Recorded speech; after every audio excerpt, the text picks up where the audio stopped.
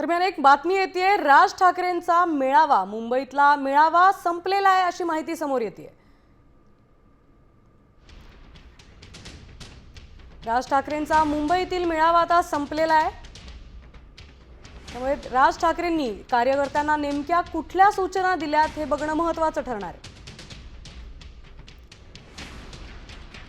आपल्या प्रतिनिधी वैदेही काणेकर आपल्या सोबत जोडलेले आहेत। वैदेही, राज ठाकरेंचा मेळावा आता संपलाय, नेमकं काय घडलंय मेळाव्यात, काय सांगाल?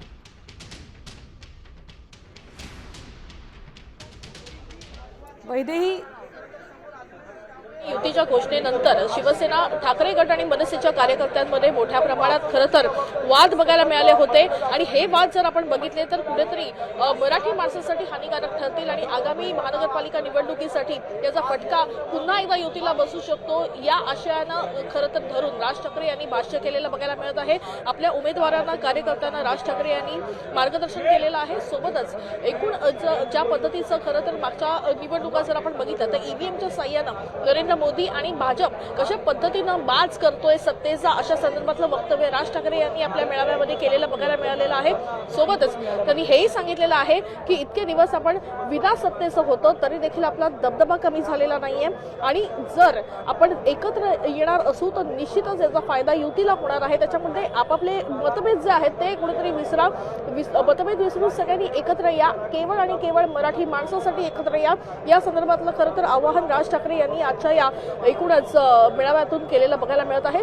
त्यांनी हेही सांगितलेलं आहे की आज आणि उद्या एबी फॉर्मचं वाटप केलं जाणार आहे, त्याच्यामुळे जल्लोष करा, लोकांपर्यंत पोहोचा आणि लोकांना एकूणच आपली बाजू देखील समजावून सांगा, या संदर्भातलं वक्तव्य देखील राज ठाकरे यांनी आपल्या मेळाव्यातून केलेलं बघायला मिळतंय।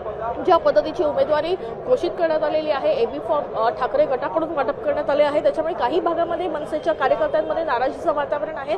तर हे नाराजीचं वातावरण कुठेही जे आहे ते गांभीर्यानं न घेता एकमेकांना मदत करा आणि त्या ठिकाणी जे उमेदवार ठाकरे गटाचे आहेत किंवा मनसेचे आहेत त्यांनाच विजयी करा। कुठल्याही पद्धतीचे हेवे दावे ठेवू नका आणि खास करून जर आपणच आपल्या उमेदवाराला जर पाठिंबा देणार नाही तर निश्चितच विजय जो आहे तो विरोधकांचा होणार आहे आणि पुन्हा एकदा त्यांना मुंबई जी आहे ती काबीज करायची आहे आणि मुंबईला काबीज करून आपलं वर्चस्व त्या ठिकाणी वाढवायचं आहे। मात्र हे त्यांचं स्वप्न पूर्ण होऊ देऊ नका, कारण आपण मराठी माणसासाठी लढत आहोत आणि हेच डोक्यामध्ये कायम राहू द्या, अशा संदर्भातलं विधान राज ठाकरे यांनी आपल्या या मेळाव्यातून केलेलं बघायला मिळतं। वैदेही, यादी, उमेदवार यादीबद्दल राज ठाकरेंनी काही वक्तव्य केलंय का मेळाव्यात?